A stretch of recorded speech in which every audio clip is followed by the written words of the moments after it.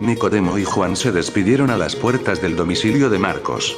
El primero, dispuesto a reunirse con los apóstoles que se habían refugiado en su casa y a celebrar con ellos la obligatoria Pascua. El joven Zebedeo, a su vez, descorazonado y sumido en una tristeza infinita, se alejó hacia su residencia, donde aguardaba a María, la madre del Nazareno. José aceptó acompañar a las mujeres hasta el interior de la mansión de los Marcos, donde se hallaban las compañeras que Jude había conducido desde el patíbulo. La familia, desolada por los acontecimientos, acogió al anciano y a las hebreas con gran solicitud, rogándoles que les pusieran al corriente de todo lo sucedido a partir de la muerte del maestro. El eficacísimo servicio de mensajeros de David Zebedeo había mantenido informados puntualmente a los núcleos principales de amigos y seguidores del Rabí. Por medio de estos correos, Elías, Marcos y el resto de los apóstoles, repartidos en Jerusalén, Betanía y Betfagé, supieron del fallecimiento del Galileo entre 1 y 2 horas después de ocurrido el óbito. Cuando el anciano hubo concluido su relato, la esposa de Elías volvió a llenar nuestros vasos con aquel vino caliente y reconfortante. Y antes de que José tomara la decisión de abandonar a los Marcos, le rogué me informara sobre lo ocurrido desde que le vi alejarse hacia el templo, en pleno incidente con los jueces y judíos, que intentaban variar el texto del INRI del Nazareno. José me miró con un profundo cansancio. ¿Para qué recordar esa triste historia?, comentó sin entusiasmo. Pero yo necesitaba averiguar lo sucedido en el interior del santuario. ¿Qué había pasado en la reunión del Sanedrín? ¿Qué había sido de Judas Iscariote? El hijo de Elías, Marcos, no se hallaba en la casa o, al menos, yo no había acertado a verle y eso me preocupaba. Le supliqué con una ansiedad tal que el bueno de José terminó por ceder. Desde los muros de la Torre Antonia, comenzó el anciano, me dirigí al templo. Tal y como comentamos, en mi corazón había una sospecha. Los ciegos saduceos, leales al clan de Caifás y de su suegro, podían conspirar también contra los íntimos del maestro. Su temor a un levantamiento por parte de los seguidores y amigos de Jesús no se había disipado con la condena a muerte aprobada por Pilato. Todo lo contrario. Precisamente a partir de esos momentos, según ellos, la situación se hacía mucho más delicada. Y de la misma forma que habían intentado capturar a Lázaro, adoptaron las medidas oportunas para prender y encarcelar a los discípulos. ¿Medidas? ¿Qué medidas?, le interrumpí. Nada más regresar a su cuartel general en el santuario, los levitas, siguiendo instrucciones del sumo sacerdote, formaron una escolta y salieron hacia la finca de Simón, el leproso, en Getsemaní.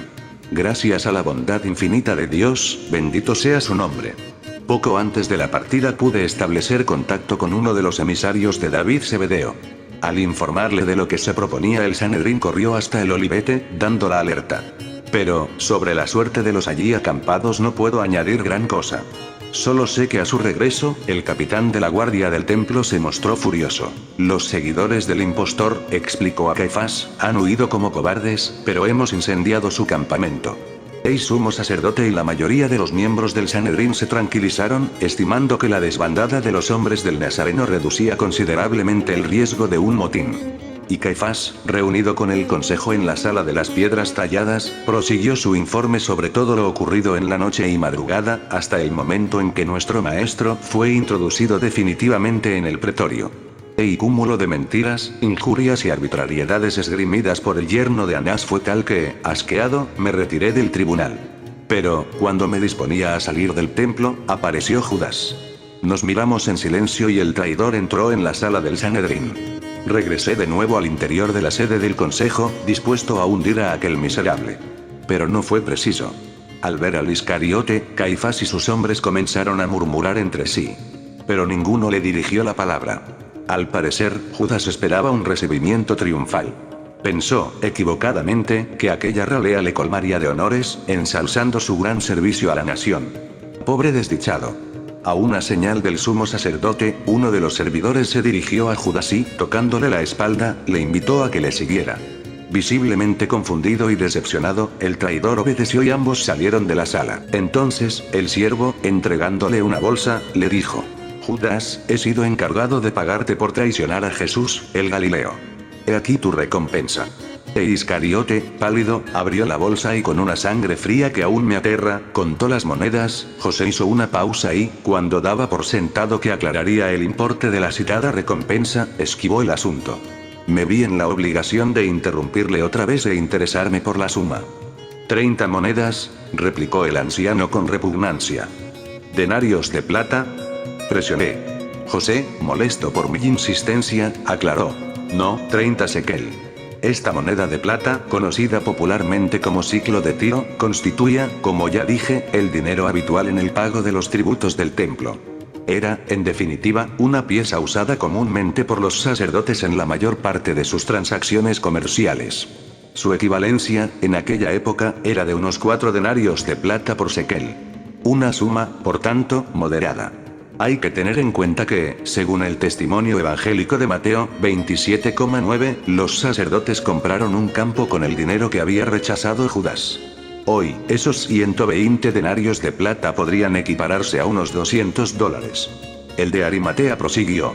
Cuando el traidor se cercioró del valor de la bolsa, lívido y mudo de estupor se lanzó hacia la puerta del consejo, dispuesto, supongo, a protestar.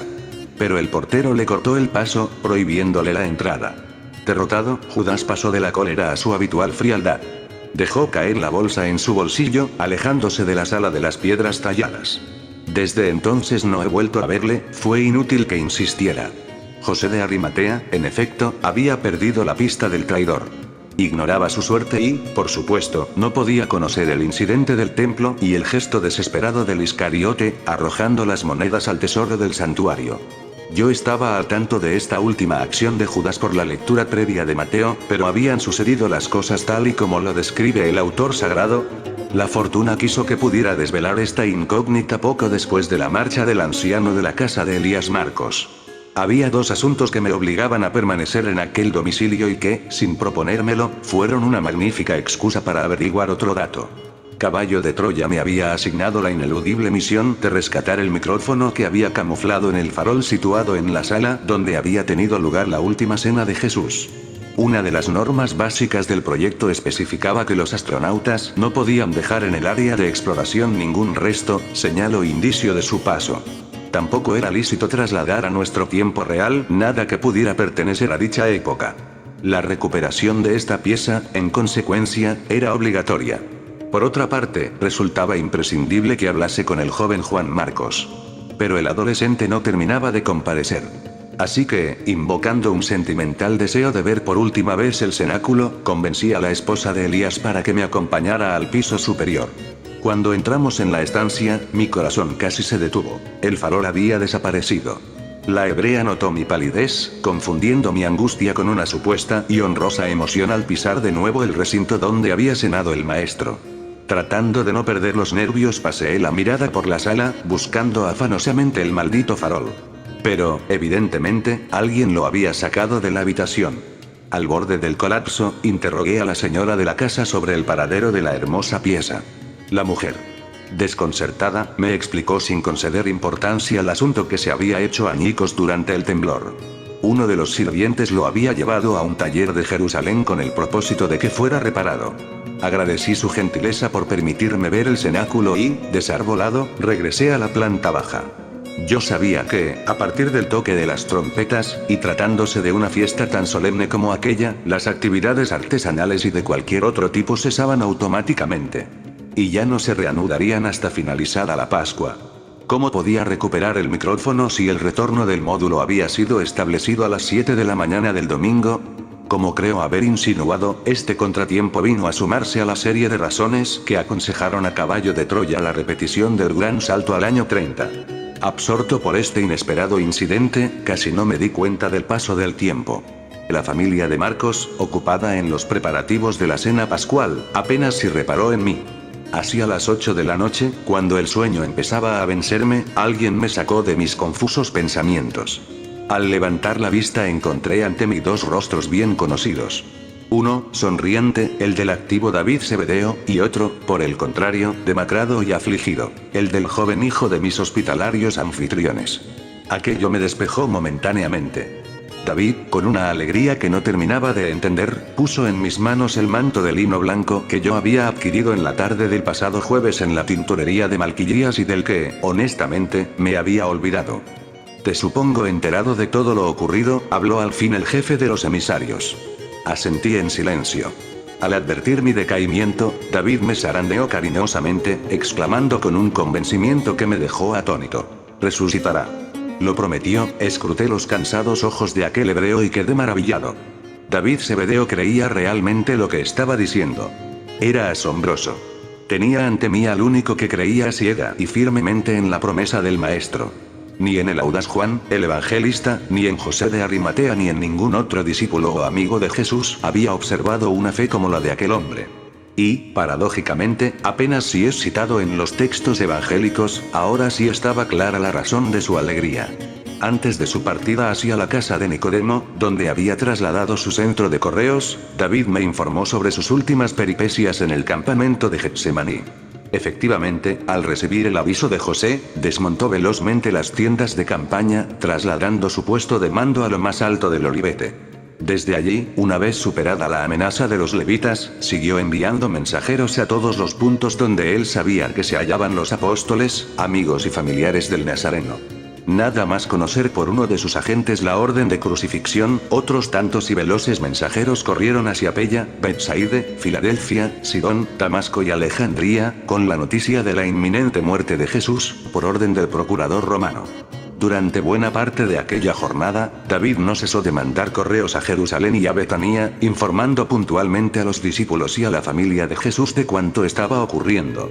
De no haber sido por la pericia y valentía de este judío, la mayor parte de los apóstoles, escondidos y temerosos, hubieran tardado algún tiempo en conocer el triste final de su maestro.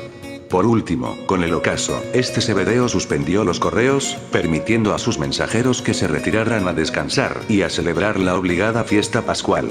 Sin embargo, su convencimiento sobre la resurrección del rabí era tan sólido que, antes de que partieran, les comunicó en secreto la obligación de concentrarse en la casa de Nicodemo, a primeras horas de la mañana del domingo. Su intención era transmitir la buena nueva en cuanto se produjese. Mi admiración por aquel hombre no tuvo límites, y antes de que el hijo de los Marcos se uniera a su familia en el banquete de Pascua, mi curiosidad se vio satisfecha al desvelar, al fin, la suerte del Iscariote. Me costó trabajo persuadir al joven Juan Marcos de que hablase. En aquellas últimas 10 horas, su alma de niño se había consumido entre el dolor, la rabia y la impotencia. Jamás olvidaría la ensangrentada figura de su ídolo y amigo, Jesús de Nazaret. Como tampoco podría borrar la imagen de unos sacerdotes fanatizados y la de un populacho que, poco antes, había aclamado las valientes y lúcidas intervenciones de su maestro en la explanada del atrio de los gentiles y que, ahora, hubiese lapidado al Galileo en la mismísima fachada del pretorio romano. Intenté calmarle, recordándole las palabras que acababa de pronunciar David Zebedeo sobre la resurrección. Pero Juan me miró sin comprender. Aquella expresión, y resucitaré al tercer día, rebasaba su capacidad infantil. Tanto Juan Marcos como su familia sabían que yo había permanecido al pie de la cruz y, como reconocimiento a lo que ellos consideraron un gesto de amor y valentía hacia el rabí, el muchacho terminó por narrarme lo que había visto y oído desde que yo le encomendase el seguimiento de Judas. Este fue su entrecortado y ceñido relato.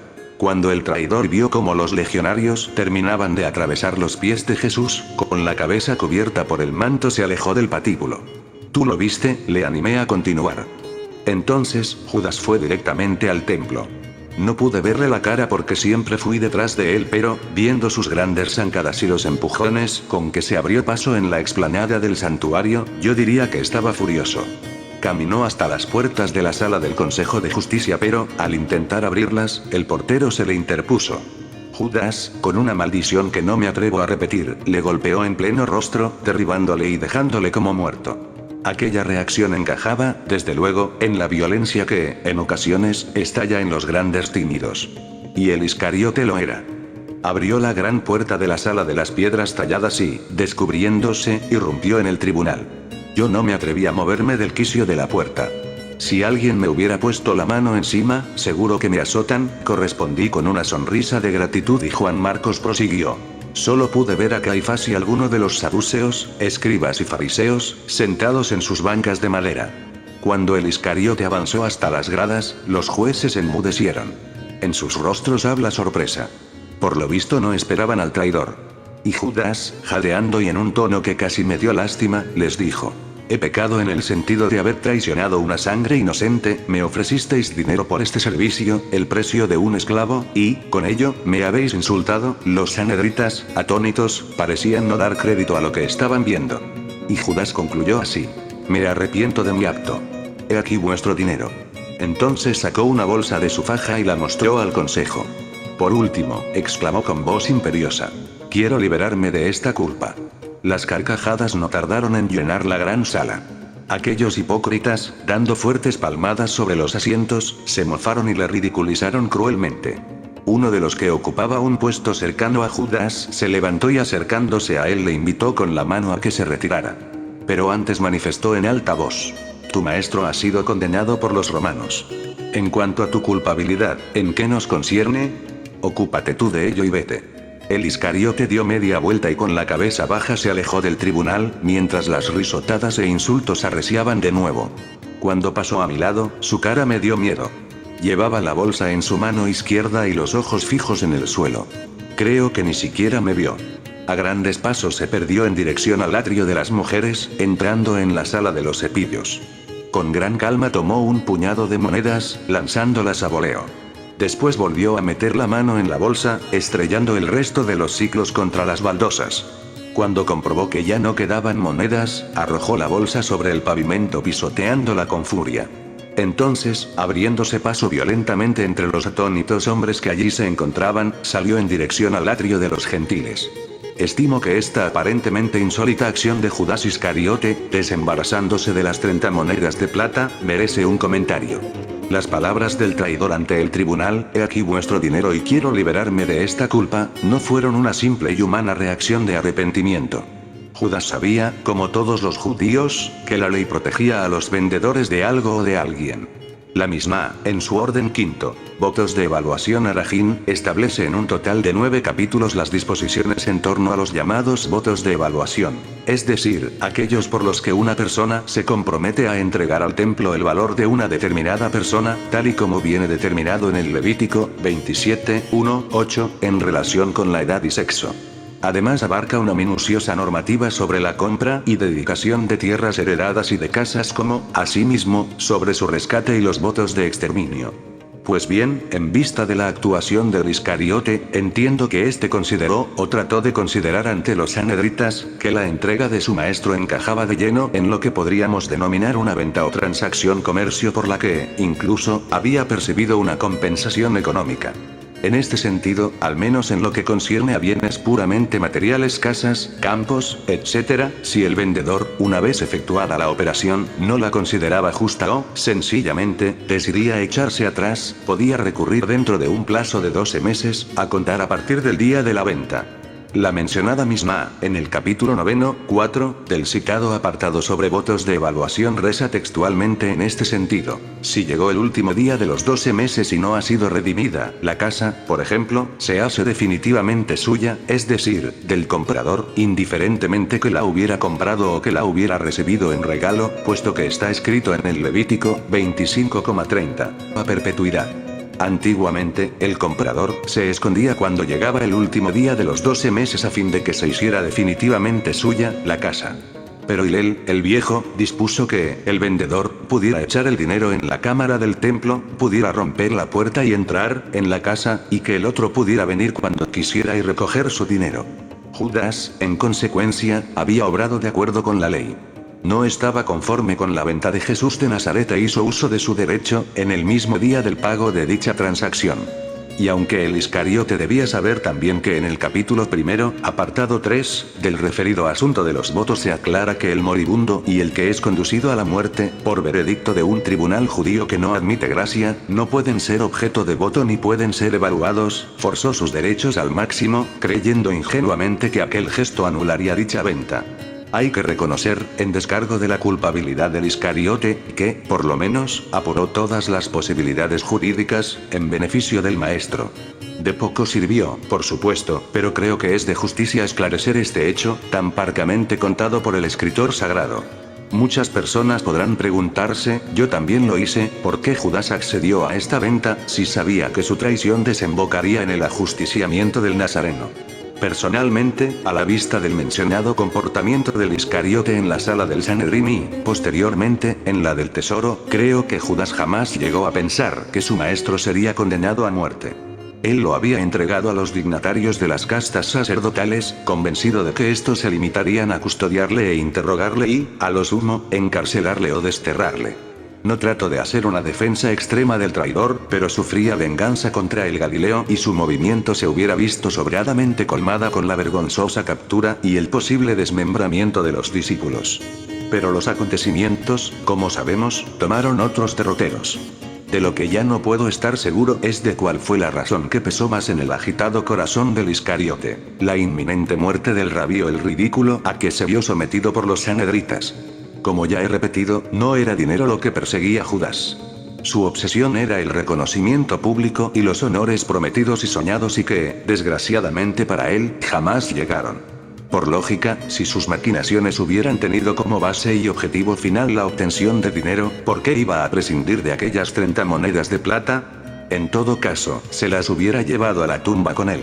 La lucha interna del traidor en aquellas horas debió ser tan afilada que no tengo valor para juzgarle ni para juzgar su trágica decisión última. Es curioso, pero, si Jesús no hubiera sido condenado a muerte, quizá Judas hubiera tenido éxito en su intento de anulación de la venta. La ley, al menos, preveía un plazo de 1 año para que el comprador, en este caso los sanhedritas, se retractaran y devolvieran la mercancía. Juan Marcos, medio dormido, remató su testimonio con una noticia que cambiaba, en parte, lo que afirma Mateo en su Evangelio. Judas descendió por el barrio bajo. Al principio creí que se dirigía a mi casa o a Betania. Llevaba mucha prisa. No saludaba a nadie. Salió de la ciudad por la puerta de la fuente y, ante mi desconcierto, torció a la derecha, en dirección a la garganta del Hinnom. Empezó a trepar entre los peñascos y al llegar a una de las rocas más altas y puntiagudas, se deshizo del manto y del cinto. Yo estaba tan asustado que me pegué al terreno, temblando de miedo. Entonces vi a Judas, al borde del precipicio, amarrando uno de los extremos del ceñidor a la rama de una pequeña higuera que crecía entre las grietas de la roca. Cuando comprendí lo que quería hacer me incorporé, dispuesto a pedirle que no lo hiciera. Pero no tuve tiempo siquiera de abrir la boca. El Iscariote hizo otro nudo alrededor de su cuello y, en silencio, se lanzó al vacío. El muchacho, con una extrema palidez, se tapó la cara con las manos y comenzó a sollozar. Tuve que esperar a que se calmara. Al rato, gimoteando, concluyó: «Fue espantoso, Jasón». Corrí hacia la higuera. En aquellos momentos solo tuve un pensamiento: cortar, morder, arañar el cinto, todo menos dejar que se ahorcase. Cuando llegué al filo del abismo, el cuerpo del pobre Judas se balanceaba en el aire, pateando y girando sobre sí mismo como un seribón. Tenía las manos aferradas al cuello como tratando de luchar contra la asfixia, y los ojos muy abiertos, casi fuera de las órbitas. Las rodillas me temblaban y mi garganta se secó, como si hubiera tragado un puñado de arena. Pero, cuando me disponía a trepar al arbolillo y quebrar la higuera, el nudo de la rama se soltó y Judas cayó al precipicio, estrellándose contra las piedras.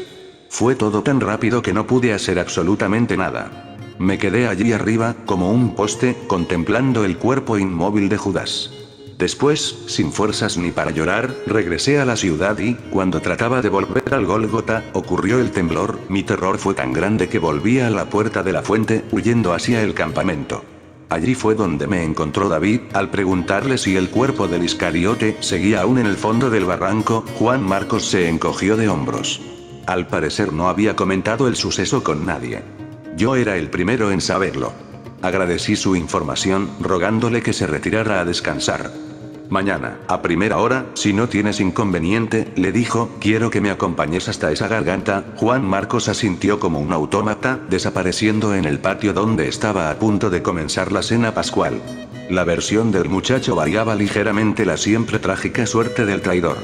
Era preciso que confirmase si Judas había fallecido por ahorcamiento o por precipitación. Aunque sus intenciones, en el fondo, estaban claras: suicidarse. Quizá la forma definitiva de su muerte, suponiendo que hubiera muerto, no había sido la que siempre hemos conocido y aceptado. Y abusando de la generosidad de aquella familia, escogí uno de los rincones de la planta baja, envolviéndome en el manto. Al quedarme solo establecí una última conexión con el módulo, anunciando a Eliseo mi intención de visitar el Hinnom y, suponiendo que aún estuviese allí, examinar el cadáver de Judas. Hacia las 21:30 horas, el sueño disipó mi fatiga y mis angustias. Me pareció extraño, muy extraño, que Jesús de Nazaret no estuviera vivo y cercano. Sin querer me había acostumbrado a su majestuosa presencia.